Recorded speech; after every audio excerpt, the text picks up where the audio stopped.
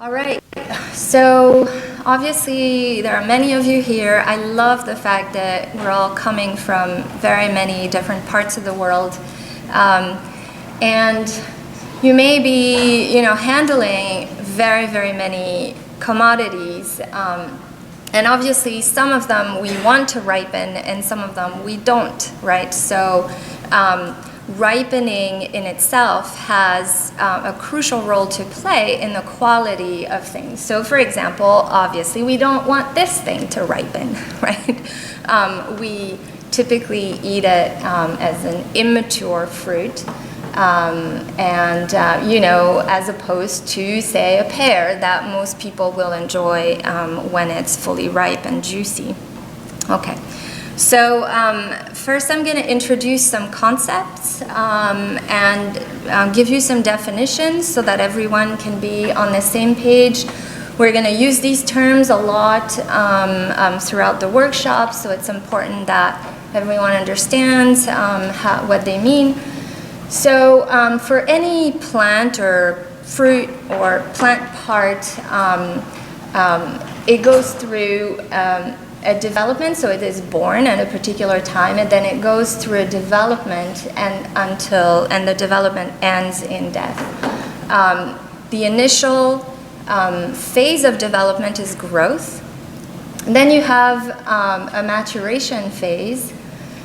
Then along the maturation axis, you're going to reach physiological maturity.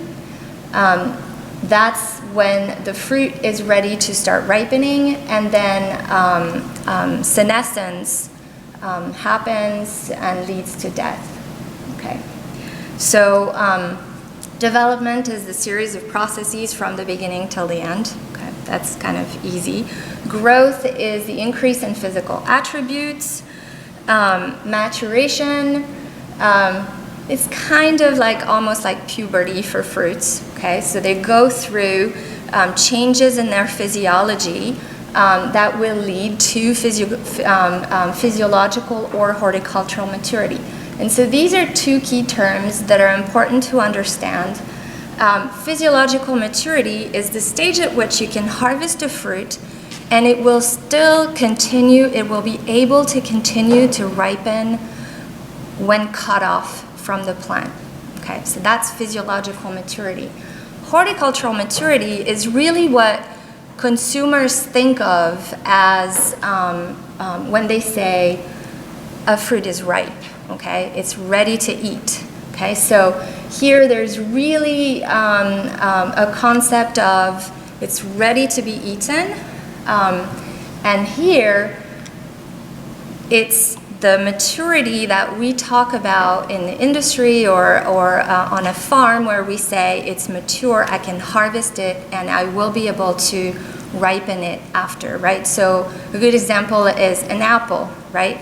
You harvest an apple physiologically mature, but it's not automatically very good to eat for the consumer. It might be very starchy at that point. And so, that's not going to be a very good eating quality fruit. So then it reaches horticultural maturity post-harvest, right? Another example is a mature green tomato. Most people don't want to eat mature green tomatoes, right? And then so you harvest them at physiological maturity. And then they are ripened post-harvest. Okay, so ripening is basically all the physiological processes that happen to reach that horticultural maturity. So generally you have changes in composition, color, texture, and other sensory attributes. So what happens essentially during development, maturation, ripening, all throughout these processes, if we take the example of a fruit, photosynthesis is happening always in the green tissues of the plant. And that's the food, that's the carbon that gets fixed, right? And then that process produces sugars, and the sugars are then transported into the fruit, right? And this is happening as the fruit grows, okay? And then these sugars then are redistributed into the fruit to make more carbohydrates, some acids, proteins, pigments, volatiles, what have you. All of these different components that make up the fruit. Okay? And so, for example, these sugars in an apple might be stored in the form of starch. So there's a lot of that, and then once you harvest it, the starch will be able to be broken down after harvest into sugars, which improves the eating quality of the apple. Okay, and of course, senescence is the thing that you want to avoid at all costs, right? That's the beginning of the end. That's the last stage of development. So you can see that senescence has started when a lot of cellular components start to be broken down. You lose chlorophyll, you disassemble the structures inside the cells, you degrade cell walls, that results in softening of the tissue. So there's lots of things happening at the cellular level, things just break down. And then composition is also altered. So you're going to have a lot of metabolism going on, perhaps degrading sugars, converting acids to other things, so you have a loss in acidity.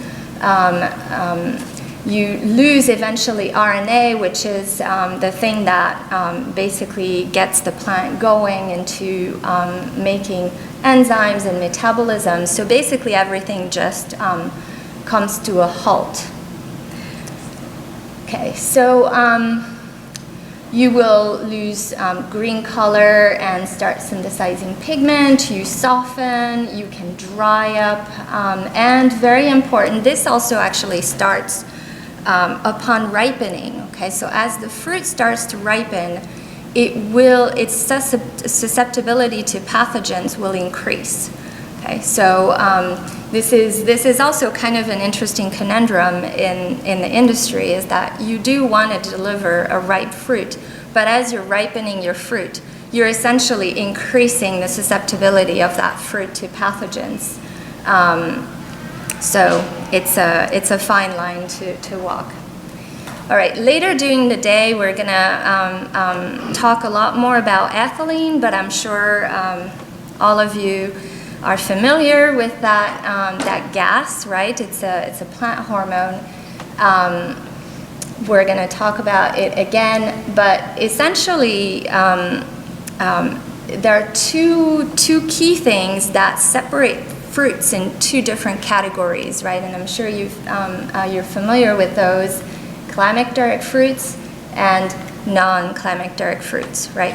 So in the first group of climacteric fruits, the ripening is really under the control of ethylene.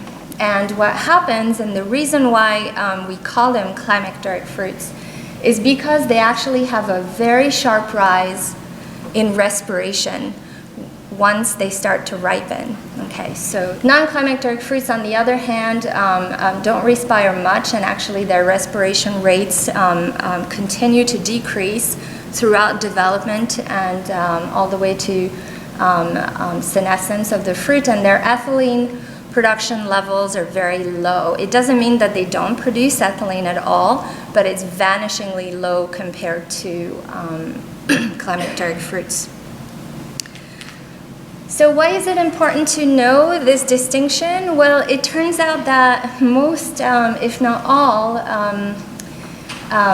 non-climacteric fruits cannot be really, we cannot say that we can ripen them after harvest, okay? So these are fruits that if you pick them before they've reached horticultural maturity, they will not really perform very well as far as quality is concerned post-harvest, right? So these are fruits that cannot be harvested so-called mature green or just mature and ripened.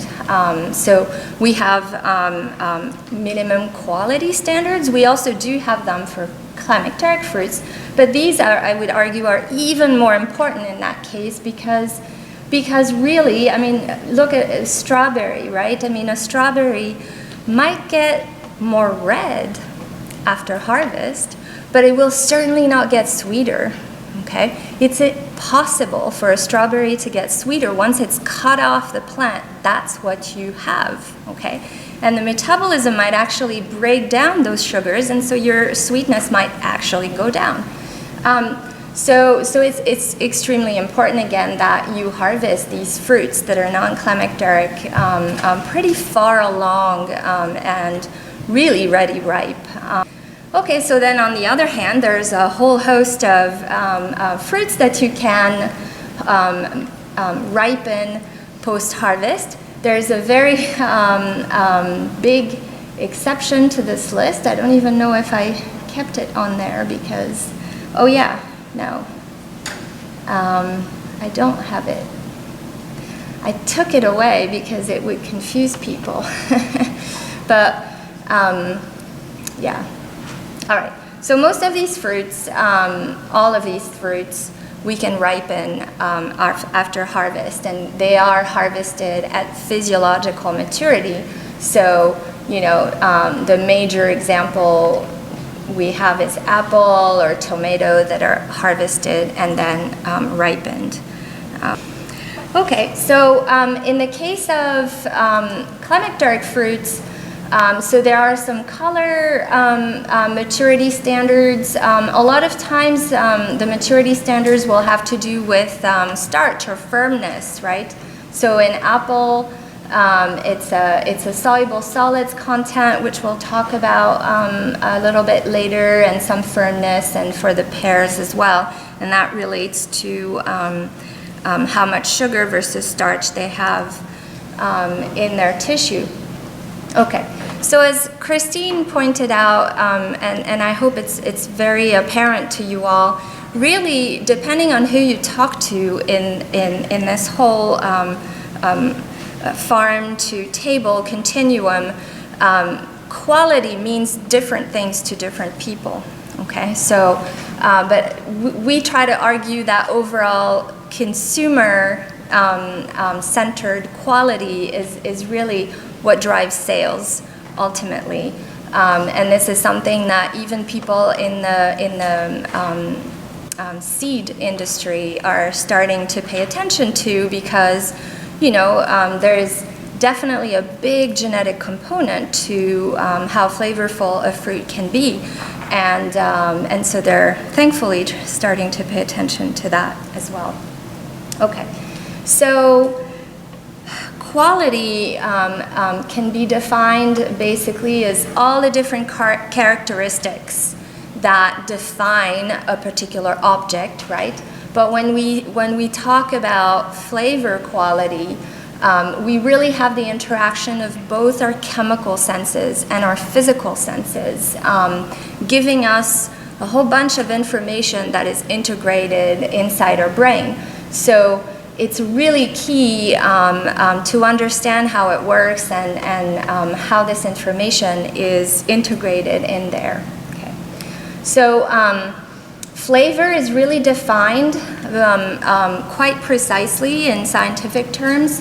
You have many different characteristics that play into flavor in general, right? So you have appearance, taste, aroma, pain, texture, temperature. You could add sound to that, right? So say if you're eating a chip, you know, the chips companies, they actually do sensory tests by sound, because it's very important. The crispness of the chip is related to how it sounds when you eat it. And you could say the same thing for an apple, for example. If you have a really crunchy apple, it doesn't sound the same as a mealy apple, right? So all of these things interact in our brain to give us a certain idea about quality and flavor. So appearance is very important, and you've seen in those surveys that a lot of people really do care about external appearance, right? When they shop, they want a fruit that's free from blemishes, and so that's definitely important. there are very strongly set expectations. If I give you these 3 apples and you already have expectations based on your experience of what this one will taste like versus this one, right? And if you bit into that apple and it tasted like a Fuji, you'd be super surprised, right? So it's you know, you never underestimate the power of vision in really giving you some information about flavor quality. We'll talk more this afternoon, I'm sure, in the tasting. But color, you know, people really do look at color when they make people taste things. Okay, so taste then is composed of 5 different modalities: sweet, salty, bitter, sour, and umami. So if technically someone asks you, what does it taste like? You have only 5 possible choices, right? So sweet, of course, comes from the sugars in food, salty from ions, generally sodium. Bitterness, so coffee tastes bitter, chocolate, so some components in foods are bitter. The quinine in tonic water, that's also bitter.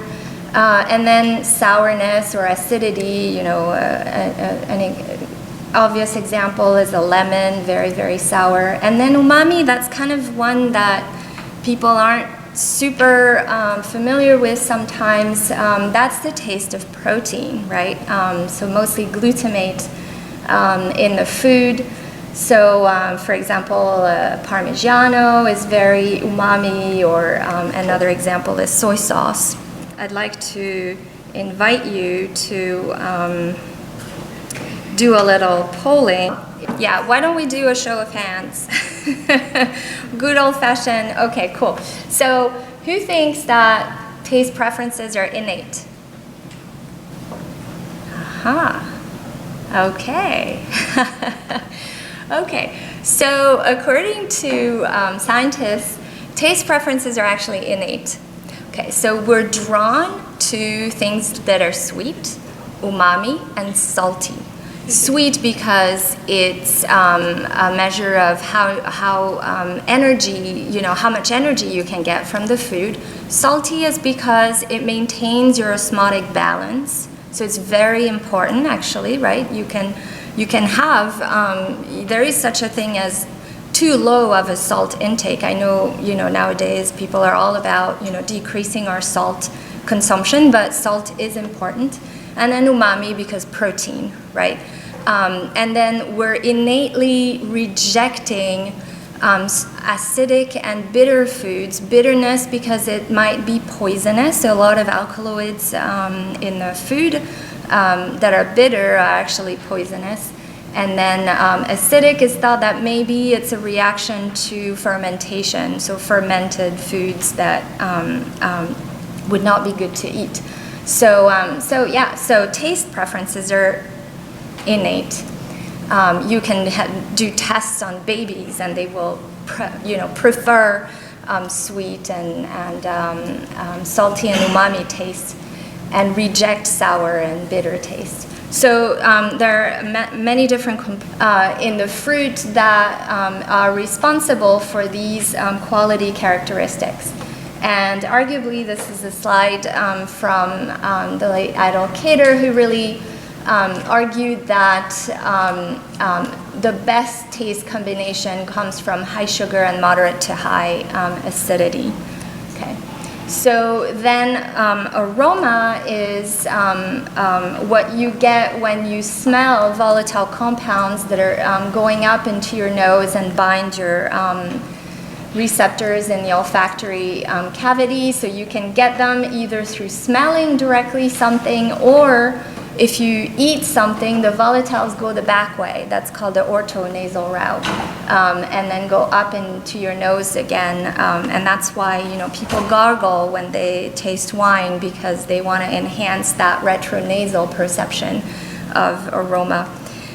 So again, who thinks that smell preferences are innate? Learned? Oops. Learned? Who for learned? Okay, yeah. So yeah, it's learned. It's learned. And it kind of surprises a lot of people because they're like, how can it be, right? I mean, there are some smells that are clearly offensive. Well, it turns out, my son is 4 now, but I've known this for a long time, so I've observed him as a baby. And really, babies don't care. They really don't care. They learn to associate certain smells by the way that they observe other adults react to those smells. And that's completely learned. Durian, for example, is something that, a lot of people would find like an offensive smell, but, some people love it. Aroma is complex, so just in a strawberry you can have over 200 different volatile components all interacting to give you that perception of aroma. And then just the texture is also important, and we'll talk about that more this afternoon. So everything combines and recombines to give us a unique experience as far as flavor is concerned. So we know that we have methods to measure fruit composition, and you're going to see some of these methods this afternoon. But fruit composition alone cannot tell you if a fruit is good or bad. Okay, so those maturity standards, for example, that we have that relate to soluble solids content, acidity, that's because people have done testing on people and found out, okay, these are the numbers that I want to aim for, okay? Because the instrument by itself doesn't tell you it's good or it's bad, right? So you have to ask people, and that's called sensory science. And I'll talk more about sensory methodology tomorrow. There is this developmental continuum, and we have methods, but we don't have very perfect methods to assess the quality and the potential, but essentially the aim is always to harvest the maximal potential so that you can attain maximum quality after harvest. And those maturity indices are really key for you to be able to do that. That along with handling it properly after harvest. Okay. So I'll leave it at that. I really don't want to take too much time. I'll be around all day today, so if you have questions, please hold your questions.